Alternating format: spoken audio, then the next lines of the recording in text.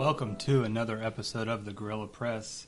We are the Wrestling Dorks. My name is John, and this week I am not joined to my left by the talker of talking, as Winter Storm Toby has taken its effect on Sam, and he is not able to be here, so I'm going to go at it myself. So hopefully this show will give you some good opinions of what I've got going on in this huge week. We're only less than 3 weeks away from WrestleMania, so I've got a lot to talk about. Lots of notes written down. I've got my cup of coffee here. I am energized, ready to provide for you guys.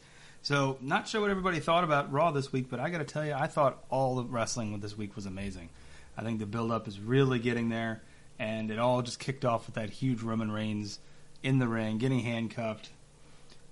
Brock Lesnar comes out, wipes him the hell out, and I don't know if anybody saw, Roman got really banged up on his wrists. I'm wondering if they're going to try to cover that up or if they're going to leave that go, but I think that he was trying to get out of those handcuffs, and obviously by struggling really bruised up his wrists, so hopefully he's all right there. But I gotta tell you, I don't know that this built up any sympathy for Roman, but they're certainly doing what they can, really trying to at this point, because I think people are just at this point more excited to see Brock than they are to see Roman overcome the odds as he usually does. So this match is going to be huge, obviously. The main event is going to close out the show. Everybody at WrestleMania is going to be dead tired by the time it comes around. However, the build for it has been different.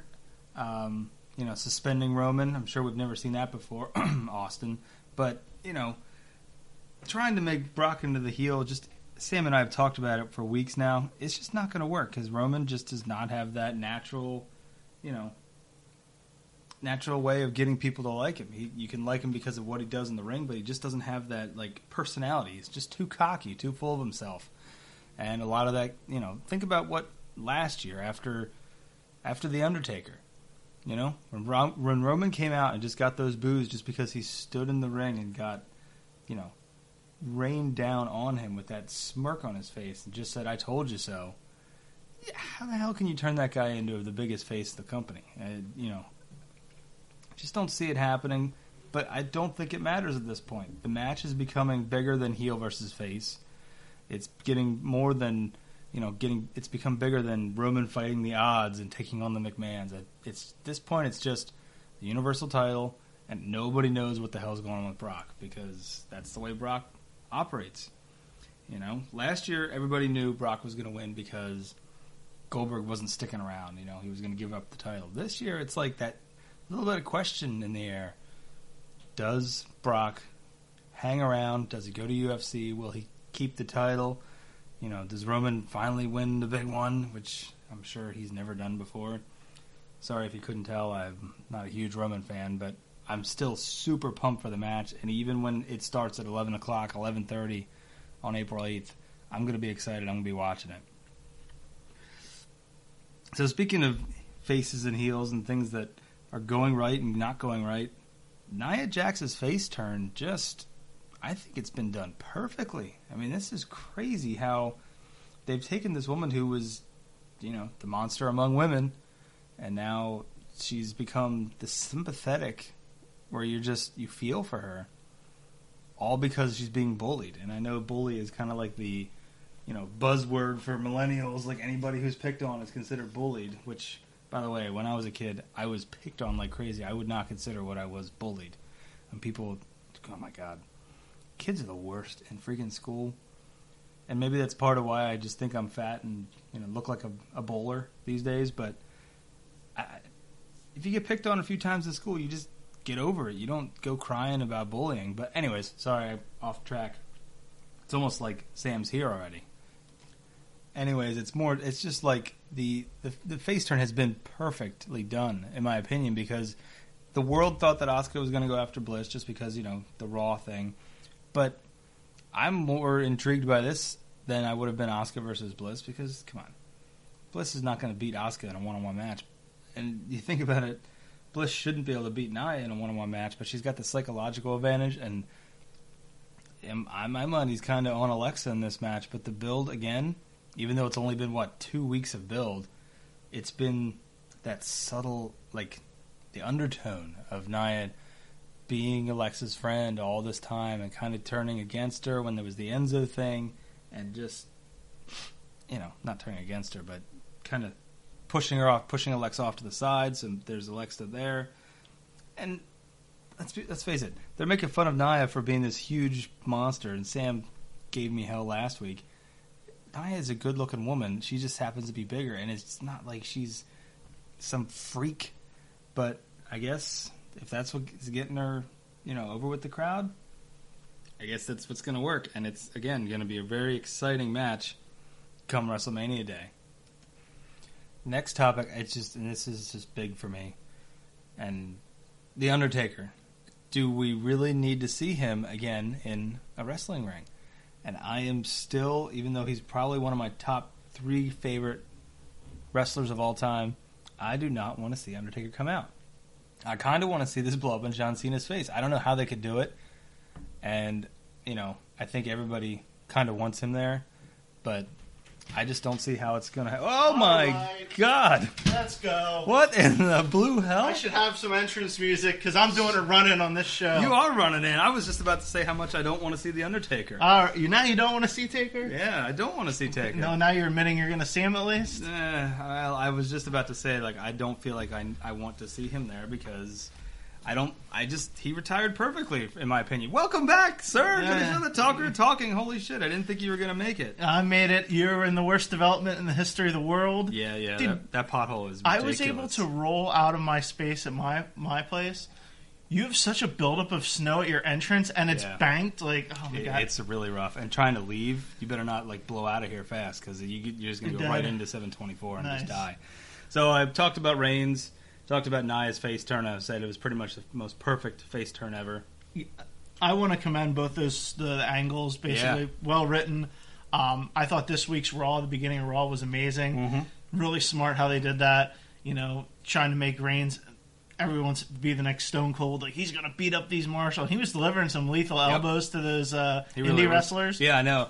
That one indie wrestler, I saw him in the background in SmackDown the next day. It's kind of funny. Yeah, so it's like... and then as soon as the music hits and he looks at his handcuffs, and I'm like, yes!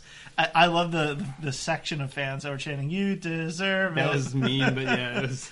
But I think what they're doing work. I mean, Brock's getting some boos, Reigns is getting some cheers, and I just wanted to say, I didn't tweet it out, but I want to be like, I think what WWE was really giving us that night was a preview of what would happen if Brock and Roman got into a shoot fight. That's what it would look like, all right? I read an interview with Roman's like, I'm tough, I grew up as a football player, I know how to take care of myself. You're an idiot. Yeah. He can't say, he kicked my ass, but he would kick your ass. But, hey, I think they're doing a great job with this. They're doing a great job. I just don't know if they're getting the sympathetic Roman cheers that they're looking for. He's terrible at drawing sympathy. I was talking about that. That's his biggest problem for me, why he'll never be over his face. He when he was trying to sell those injuries for a while, he wasn't doing anything. Mm-hmm. He wasn't even doing the Shane moaning or whatever. Yeah. He wasn't the whale noises that he just is not good at drawing sympathy.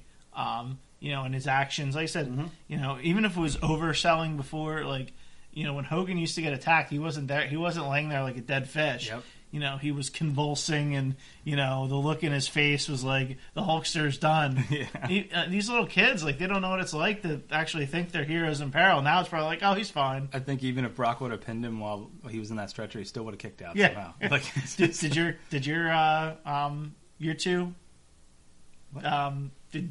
The children, yes. Did they watch that segment? They did. Okay, what did they say?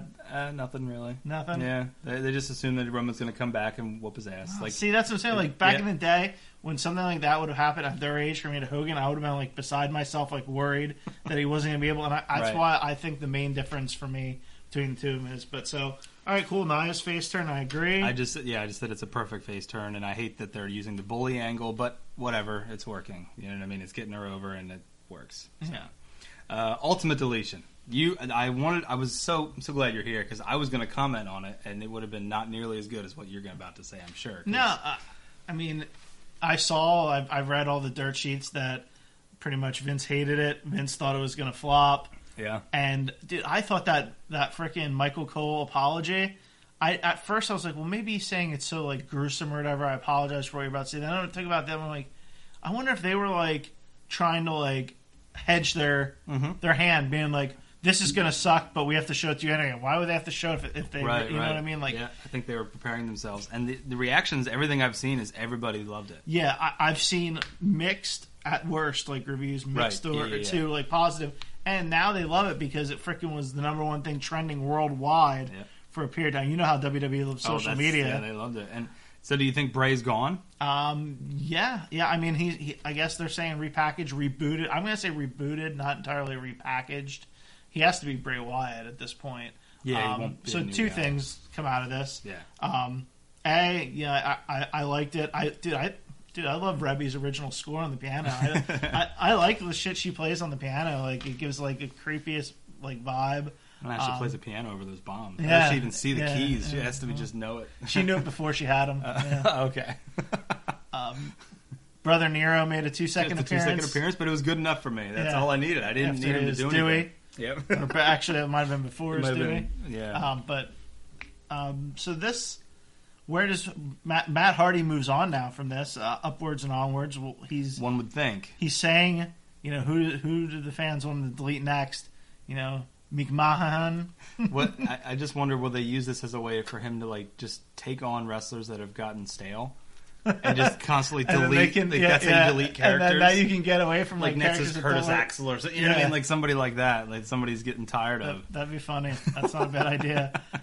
But bigger thing for me is Bray Wyatt. This just shows how bad the WWE has dropped the ball on certain characters. Yep. Bray Wyatt should have been gold. He should have been gold for the next, as long as his body held up. Mm-hmm. And the way they booked him, you think Undertaker would have ever been anything if he came in and lost every single match? Listen.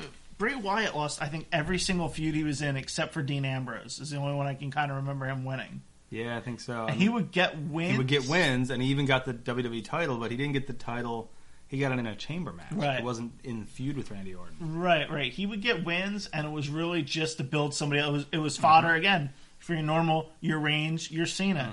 Mm-hmm. At some point, WWE has to realize you have to have new superstars. I sent this text message to you the other day. It was like, it's like WWE's like that baseball team that wants to keep holding on to like their 38 and 39-year-old power hitters and don't want to play their young guys because these are the guys that have filled the seats for 10 years. Sometimes you just got to trade McCutcheon and Garrett Cole. See, now you're on my side. You get it. Even though those guys are young. You get it. Oh, I'm glad you're coming around on this. So, yeah, I hope... I mean, the Wyatt family should have been one of the biggest things going for a long time. Yeah. Bray Wyatt, huge. At one point, you know, they had a stare down in the ring with the Shield, and everybody's going nuts. Yep. That could have been money. Them against the Authority could have been money. When they did the Daniel Bryan initiation into the Wyatt family, that was big, too. Yeah. But that just helped again. Right, that Bryan. was for Daniel Bryan. Right. So it's like, yeah. So we touched on it when you first walked in, but Kane answers Cena's call-out. Is this working for you? Do you think like Kane coming out made any fucking sense? They just needed another week of like something. So do you think Taker then comes out Monday? This Monday? He's almost got to. I think he's just not going to show up till WrestleMania. And Cena's just going to stand in the ring and berate him. Yep, I think that's what's going to happen. And then in your prediction, the Chopper is going to, you're going to the Chopper go. Yep. And Kid Rock's going to appear out of nowhere.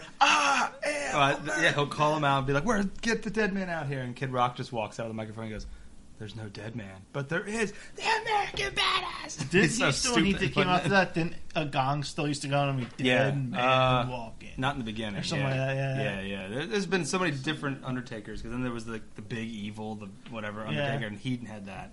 So anyways. Booger Red. When he was just like a jerk, basically. That was his shtick, was being a jerk. All right, so talk about it. Daniel Bryan returning. Yes. Your level of excitement. Did they do 8 out of 7 or 8 out of 10 for what his promo was a 50 out of 10 for what he said in the ring. Now it's because you have feelings. Maybe the audience doesn't know, that's listening to us, that you hate Daniel Bryan. I just that I remember when Daniel Bryan was getting his big push back when we worked in an alternate reality, in the Broken Universe, when me and you worked in the Broken Universe, and we were Broken Sam and Broken John. I remember, this is Daniel Bryan, Bingo Hall. Bingo Hall guys. I mean, hopefully it gets torn up by Owens and Zayn, because Well, he did just on like this a last short, show. just a short little comeback, just to get WrestleMania hype, and then just kind of fade off. He can go back to like maybe we'll see him down the road. There is a fire hall actually right around the corner, right up his alley. Actually, So this should be a tag match at Mania. It'll be a tag match at Mania. And you see he was delivering his drop kicks in the corner where he comes down. Yep. Now it looks like he was protecting himself a little better, but it was basically, I think, Landing the show, on his like, head I'm going to again. be doing the same shit. I mean, if I were him, I think he's going to tone it down a little bit. Well, he should, You know, but, yeah, he gave a very heartfelt promo about coming back and how much it means to him. And, you know, there was, you know, real tears in his eyes, and he basically put it out there that it's crazy to think, you know, you think how many sham relationships are out there, and, you know, he gave so much credit to Bryan. By sham, I mean like Cena and Nikki. I don't think they actually care for each other. Look at you. So what? Because big people can't have feelings? Is that what your problem is? Big people. Like No. John Cena? Only the little guy can have feelings. He's got a beard and played in bingo hall, so he's got feelings. I just think I think both their personalities come to me off as attention-seeking personalities. So they're each with each other for attention, whereas Brie and Bryan, I think, actually are there for love. Oh yeah. Yeah. Okay. All right. So great. that's my analysis on love. Yeah. Dude, just...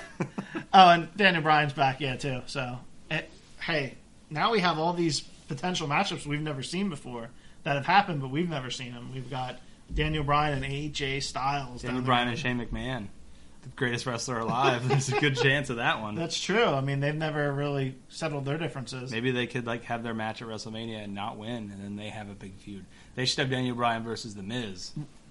Yeah, to me, that would be a year, like a story arc to play out next year for Mania. Okay, yeah. I would have, Miz has been amazing. Give Miz the world title, one of the world titles. Find a way to put the strap on him. Yeah. And have Bryan go back to being the underdog. Don't have him come back and run roughshod over everybody. Have him struggle a little bit while Miz is holding the strap, and then start to build towards Bryan and Miz at WrestleMania 35, because that brings it circle where Miz really, on Talking Smack, broke out of his shell and really laid down a great promo and has really catapulted this latest great run he's had. So do you think that Daniel Bryan comes back and he's just a full-time guy, like he wrestles pretty much every week? That's a good question. I don't know. I mean, I could see him, that's what he'll probably want to do. I mean, he's going to instantly become the top star or the top 2 or 3, you know what I mean? You're right. Instantly. So he should be, I mean, house shows, like... It's just going to be weird to see him come back after 2 years Yeah, and just can't jump see him right doing into house it. shows. See, I think that he should, but I don't want him to be a special attraction guy because then this kind of cheapens the comeback. Not everybody's doing house shows. I mean, Cena's Roman Reigns is doing it. Yeah, he's young still, relatively. Daniel Bryan's not like, and Roman Reigns' wrestling style isn't nearly as Yeah, so now it's punch, spear. God, so you can't. Wow. Oh, so you really bought into these Reigns promos. You really want him back. You want Daniel Bryan back, but you only want to see him on like go home shows and pay-per-views. No, I'm just saying, don't put him in house shows doing putting risk on the line if it's going to cost them being on TV. His job is to be a professional wrestler or superstar. And or when you're smart, you take less risks, so less exposure. So what? Nobody should wrestle. No, I'm just saying. Dean Ambrose has been hurt lately. Maybe he shouldn't do house shows either. He shouldn't right now. He's hurt. Well, You're right. So we should just only send the B squad out for house shows. Then is what you're saying. Maybe you should have more A's and less D's. Maybe you should have more people that carry some star quality instead of just shitting on everybody like all the Russos out there, the Dolph Zigglers that That's going to be Daniel Bryan's first feud, apparently. Dolph Ziggler. Is that you think? Because you saw the segment in the back. The segment he's. I think that was just more like Dolph saying something. Just wanting to be on TV. Although it would be true. I mean, if that's his first one back, they could have some good matches, and Dolph could lose them all. He probably would lose every single one, but that doesn't really do the underdog thing for Daniel Bryan, like you said. You almost need him to go against. I mean, the Sami Zayn and Kevin Owens thing works because he is underdog against the two of them. But either way, he won't be coming to a show near you guys, but he'll be on TV once every month, much like your girl Ronda Rousey. Fucking doesn't even come on TV this week. And then does it after... She was there. Who You just said they need to be there.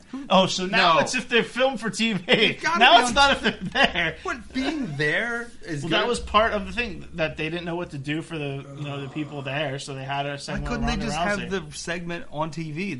They showed a million replays and commercials. Because then they had to cut other stuff. And that's what they do. That first segment they replayed over 100 million times.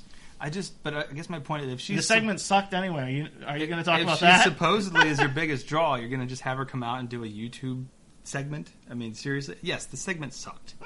But maybe that's why it wasn't on TV. Oh, they knew it was going to suck? Probably did. I guess Dana Brooke. But yeah, so Ronda says 2 lines. Yeah, she which comes is out a lot and says, for her. Yeah, like, hi, Texas, or whatever, and then I'd like to see you try, or something like that. And then that throw that she did you get to see it at all? No. It was terrible. She blocked a punch from Dana and then just held it up there, Right. like a moron.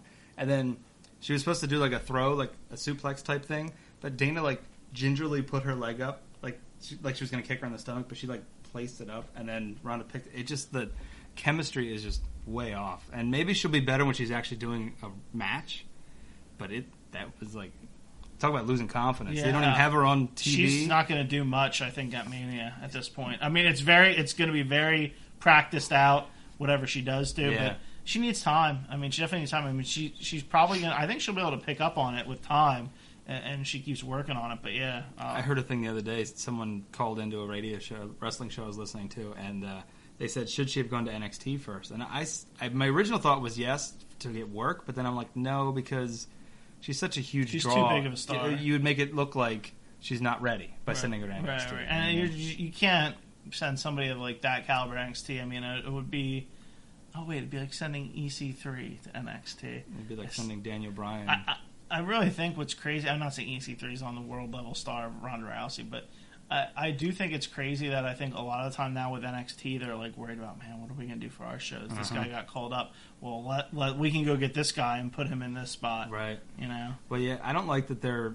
I mean, they're building some stars in NXT, but so much of their top level is just plucked from other shows. They're not building as much talent. Like, that was supposed to be like a farm system. Right. It's just getting them used to the WWE style is all it is. And I mean, guys like Adam Cole, like, some of those guys are really doing well, but they're not. It's not the homegrown, and it's kind of frustrating. Well, I don't think they're going to see much of that anymore. Like the back then, the WWE developmental or whatever it was the Performance called. Center and all that shit. I mean, like, and back in the day, they would get work in OVW and stuff, and they'd come up through there, or Florida Championship Wrestling, and I think a lot of it now is just going to be recognizing the talent that's out there on the indies, bringing them to WWE, getting them used to working WWE style, and that's going to be the developing. Yeah, well.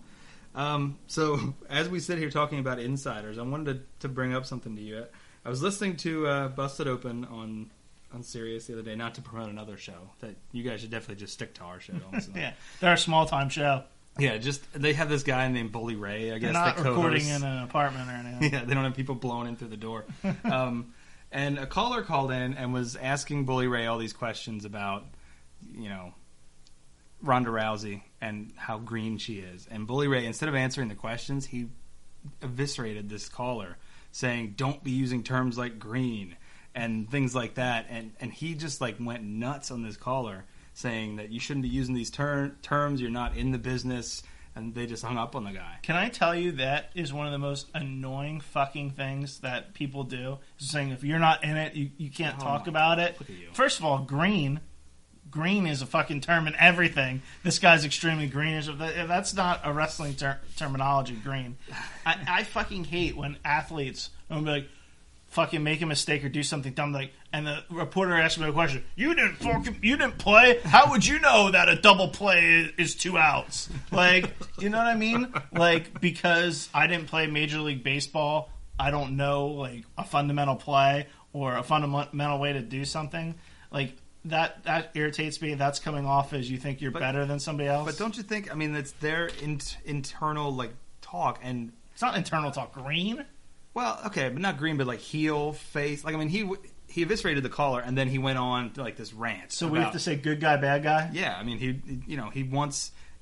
I think that we should just let them have their own lingo, because now it's like the inside is done. They don't have their insider thing. And maybe this is why we don't have the camaraderie among the stars. We don't have the chemistry that we always talk about these stars having, because these guys don't get to be wrestlers in their own wrestling world. We're all in their world. They had to get rid of the insider terminology because they no longer portrayed it as real.